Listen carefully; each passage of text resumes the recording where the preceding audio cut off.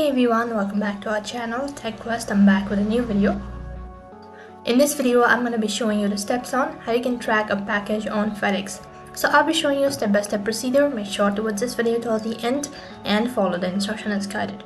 So in order to track a package on Fedex, all you need to do is open up your web browser. And once you open up your web browser, on the search box, you need to type in the link that is www.fedex.com/tracking. And I'll also make sure to leave the link on my description box below.